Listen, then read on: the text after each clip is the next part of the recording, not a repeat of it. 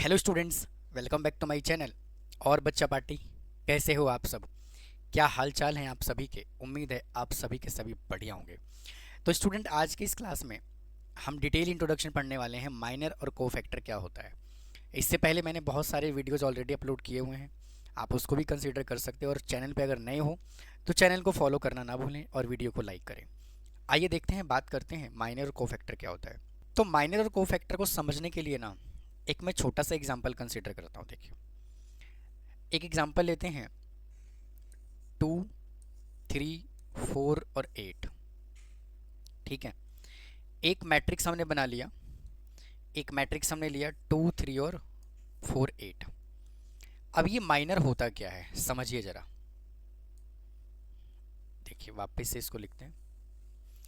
एक मैट्रिक्स ले रहा हूँ मैं, 2, 3, 4 और 8। ये मैट्रिक्स हमने ए ले लिया, ठीक है ना। अब ये माइनर क्या होता है, बहुत ध्यान से समझिएगा। देखो, मैं यहाँ से क्या कहता हूँ, मैं लिख रहा हूँ minor of element, minor of element. Element कौन सा एलिमेंट? अगर हम इसको बोलें A11, A12, A21 और A22 तो कोई दिक्कत है? तो जी कोई दिक्कत नहीं है। तो माइनर हमें किस एलिमेंट का निकालना है? A11 का निकालना है। किसका निकालना है? हमें A11 का निकालना है। Minor of element A11 is equal to, और माइनर को ना हम स्मॉल लेटर m से रिप्रेजेंट करते हैं, M11 इज इक्वल टू। अब ये निकलता कैसे है? सबसे पहले ये 2 से रिलेटेड, ये डिलीट और ये डिलीट, तो यहाँ पे क्या बचा? ये 8 बचा।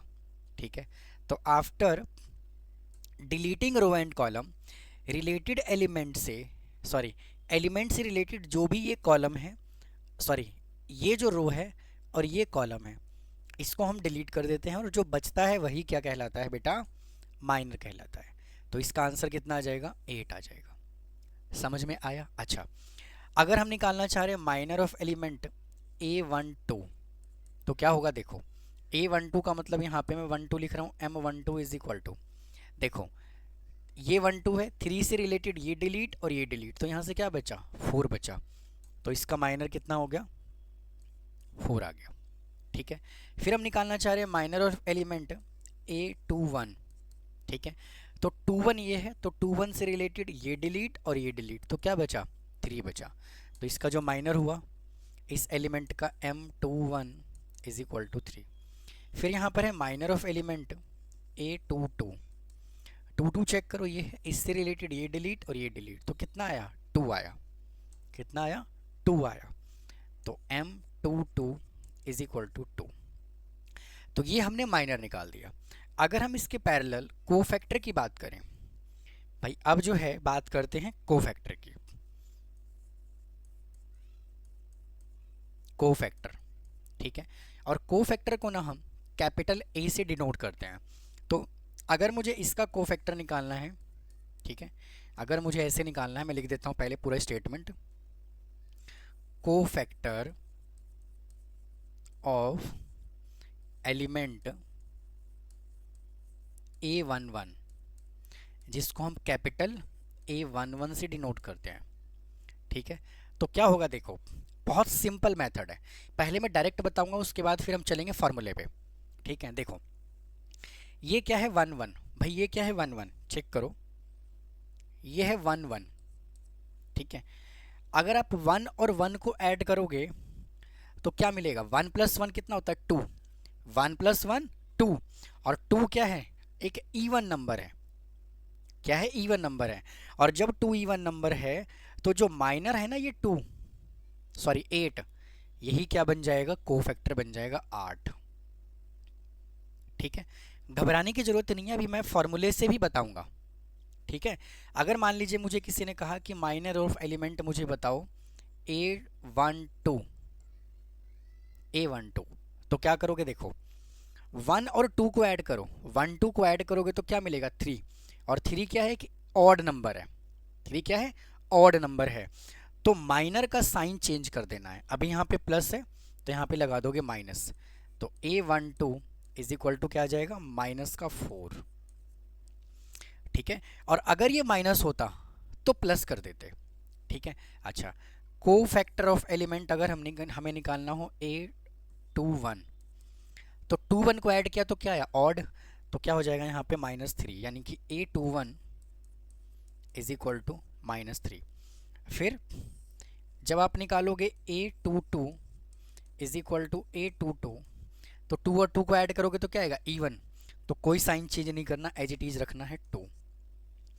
इसी को हम क्या बोलते हैं, कोफैक्टर। समझ गए। अगर हम इसके फॉर्मूले की बात करें तो देखो, हमें निकालना है A11 का कोफैक्टर, भाई A11 निकालना है। ठीक है, तो जिसका हमें कोफैक्टर निकालना होता है उसी का यहाँ पे लिखोगे minor into -1 raise to power I plus j, और I टेंड्स फॉर क्या होता है, रो, और J का मतलब क्या होता है, कॉलम, है कि नहीं। तो यहाँ पे M11 कितना निकाला, 8 निकाला, इंटू -1, और I का मतलब क्या है, 1 और 1, यही 1 1 तो है, यही 1 1 तो है, तो क्या आ गया 1 + 1 इज इक्वल टू 8, और -1 पे पावर इवन होता है तो प्लस, तो आंसर क्या आ गया 8।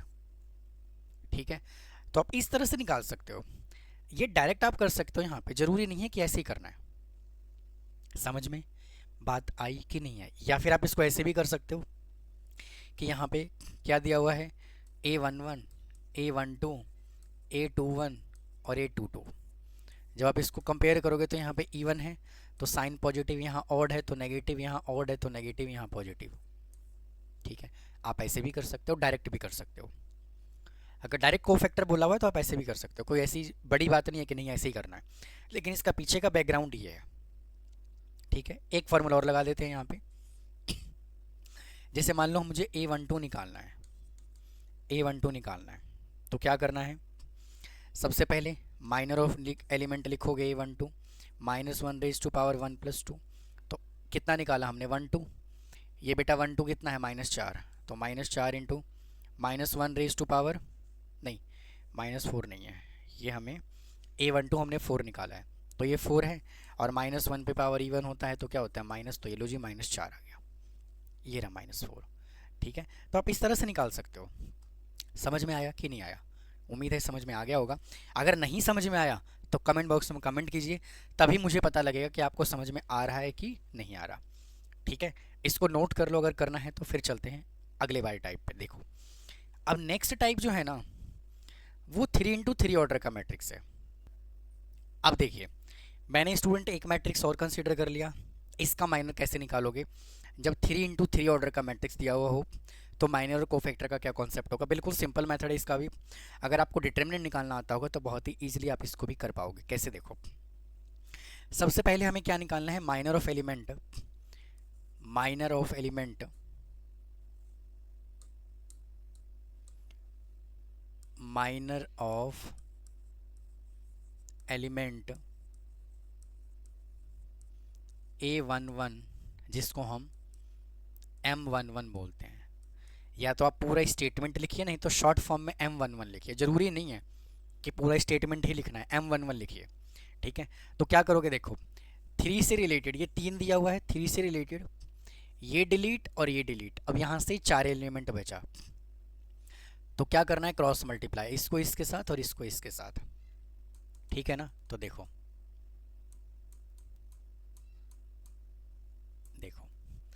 1 को 3 से मल्टीप्लाई करोगे तो 3 आएगा, और 0 को 5 से करोगे तो 0 ही आएगा, तो इसका आंसर कितना आ गया 3। फिर निकालोगे माइनर ऑफ एलिमेंट A12, जिसको हमने M12 का नाम दिया है, जिसको हमने M12 का नाम दिया है। -2 से रिलेटेड देखो ये डिलीट और ये डिलीट, अब ये 4 एलिमेंट बचा। ठीक है, तो 1 को 1 से मल्टीप्लाई करना है, देखो 1 को 1 से मल्टीप्लाई किया तो 1 आया माइनस, और 6 को 5 से मल्टीप्लाई किया तो -30, और माइनस माइनस प्लस का हो जाएगा 30 इज इक्वल टू आ जाएगा 31। निकालोगे minor of element A13 is equal to M13 is equal to, अब देखो 13 कितना है, 4 है, 4 से रिलेटेड ये डिलीट और ये डिलीट, तो कितना आएगा 1 को 0 से मल्टीप्लाई किया तो 0, माइनस 6 को 3 से मल्टीप्लाई किया तो 18 इज इक्वल टू माइनस का 18। फिर निकालोगे minor of element A21 is equal to M21 is equal to 21 से रिलेटेड देखो ये और ये डिलीट हो जाएगा, ठीक है ना। तो -2 को 1 से मल्टीप्लाई किया तो -2 और 0 को 4 से मल्टीप्लाई किया तो 0 इज इक्वल टू -2। फिर निकालोगे माइनर ऑफ एलिमेंट किसका, A22। तो 22 देखो क्या है ये, तो इससे रिलेटेड ये डिलीट, तो 3 को 1 से मल्टीप्लाई किया तो 3 M22 3 भाई 3 बन जा 3 और 6 को 4 से मल्टीप्लाई किया तो 24, तो आ जाएगा माइनस का 21। फिर minor of element A23 is equal to M23। 23 देखो ये है, इससे रिलेटेड ये डिलीट और ये डिलीट, तो 0 को 3 से मल्टीप्लाई किया 0 माइनस, और 6 2 जा 12, तो माइनस माइनस हो जाएगा प्लस का 12, तो ये आ गया 12। समझ में आ रहा है कि नहीं आ रहा? आइए अब देखो नेक्स्ट है A31 तो 31 ये है, 31 से रिलेटेड ये डिलीट और ये डिलीट, तो -2 को -5 से मल्टीप्लाई किया तो कितना आया, -2 को -5 से मल्टीप्लाई किया तो माइनस माइनस प्लस का 10 माइनस और 4 3 जा 12, तो यहाँ से आएगा -2। फिर निकालोगे A32 is equal to M32 is equal to 32 से रिलेटेड देखो क्या है ये, इससे रिलेटेड ये डिलीट और ये डिलीट, तो कितना आया 5 3 जा 15 -4 है ना, तो माइनस का 15 -4 इज इक्वल टू -19। फिर निकालोगे यहाँ पे A33 is equal to M33 is equal to, इससे रिलेटेड ये और ये डिलीट, तो 3 3 जा 9 प्लस 2 इज इक्वल टू 11, ठीक है। तो ये हो गया आपका माइनर। अब हमें क्या निकालना है, कोफैक्टर। अब हमें क्या निकालना है, कोफैक्टर। तो कोफैक्टर कैसे निकालोगे, देखो अब हमें निकालना है कोफैक्टर। अब हमें निकालना है कोफैक्टर, तो वापस से कोफैक्टर को कैपिटल ए से डिनोट करते हैं, ठीक है। तो A11, तो वापस से शॉर्टकट ही लगा रहा हूं मैं, 1 और 1 को ऐड करोगे तो क्या आएगा 2 एक इवन नंबर है, तो ये क्या हो जाएगा आपका एज इट इज। फिर A12 1 2 को ऐड किया तो 3 एक ऑड नंबर है, तो क्या हो जाएगा माइनस का 31, क्योंकि यहाँ पे प्लस 31 है, ठीक है। फिर है A13 ठीक है। तो 1 और 3 को ऐड करोगे तो क्या आएगा 4 एक इवन नंबर है, तो एज इट इज माइनर ही बन जाएगा कोफैक्टर, तो माइनस का 18। समझ में बात आई कि नहीं आई? फिर निकालोगे A21, ठीक है। 2 और 1 को ऐड करोगे तो क्या आएगा ऑड, तो माइनर का साइन चेंज हो जाएगा, तो यहाँ पे बन जाएगा पॉजिटिव। सिमिलरली अगर आप निकालोगे A22 तो -21, निकालोगे A23 तो -12, ठीक है। फिर निकालोगे A31 और 3 1 को ऐड करोगे तो क्या आएगा इवन, तो माइनर का साइन क्या रहेगा एज इट इज, तो माइनर ही बन जाएगा कोफैक्टर, मतलब -2। फिर A32 3 और 2 को ऐड किया तो क्या आया ऑड नंबर, तो माइनर का साइन चेंज हो करके क्या हो जाएगा पॉजिटिव 19, क्योंकि यहाँ पे नेगेटिव है तो यहाँ पॉजिटिव हो गया। फिर निकालोगे A33, ठीक है, तो यहाँ पे क्या है A33 3 और 3 को ऐड किया तो क्या आया इवन, तो यहाँ पे एज इट इज आ जाएगा 11, ठीक है। तो आप माइनर इस तरह से निकाल सकते हो। फार्मूला अगर आपको इन सब में आइडेंटिटी लगाना है तो सेम वैसे ही लगाना है जहाँ पे मैंने ये ऐसे लगाया हुआ है, ठीक है, जिसकी रिक्वायरमेंट मेरे हिसाब से तो नहीं है, ठीक है। अब साइन देखिए नेगेटिव पॉजिटिव कहाँ चेंज होता है। अगर हम इसको थोड़ा सा और डिटेल में लिखें, देखिए अगर हम जनरल लैंग्वेज में बात करें तो देखो यहाँ से एक छोटा सा कहानी आपको और समझा देता हूँ। जैसे मान लीजिए एलिमेंट जो होता है वो A11 A12 A13 A21 A22 A23 A31 A32 और A33, ठीक है ना। और जब आप इसका कोफैक्टर निकालते हो ना, भाई जब आप इसका कोफैक्टर निकालते हो तो क्या होता है, यहाँ पे साइन पॉजिटिव रहता है, यहाँ नेगेटिव रहता है, यहाँ पॉजिटिव रहता है, यहाँ negative positive negative, positive negative और पॉजिटिव। ठीक है, ये साइन होता है बेटा जी कोफैक्टर का। ठीक है, ये साइन होता है कोफैक्टर का, क्योंकि यहाँ पे 1 2 आता है, यहाँ पे 2 1 आता है, यहाँ पे 3 2 आता है और यहाँ पे 2 3 आता है, और ये सभी के सभी यहाँ पे क्या है, नेगेटिव है, क्योंकि ये ऐड करने के बाद ऑड नंबर होता है। तो आप इसको भी याद रखोगे तो आप डायरेक्ट निकाल सकते हो कोफैक्टर। समझ में बात आई कि नहीं आई? ठीक है, तो स्टूडेंट ये था कहानी माइनर और कोफैक्टर की। उम्मीद है आपको समझ में आया होगा। बहुत ही डिटेल में मैंने समझाने की कोशिश की है। अगर फिर भी कोई डाउट रह जाता है तो कमेंट बॉक्स में कमेंट करना ना भूलें। चैनल को सब्सक्राइब करें, और सपोर्ट की ज़्यादा ज़रूरत है मुझे अभी, तो चैनल पे बने रहें, ज़्यादा से ज़्यादा फ्रेंड्स को शेयर करें। मिलता हूँ फिर किसी और ऐसे ही वीडियो के साथ। थैंक यू, धन्यवाद।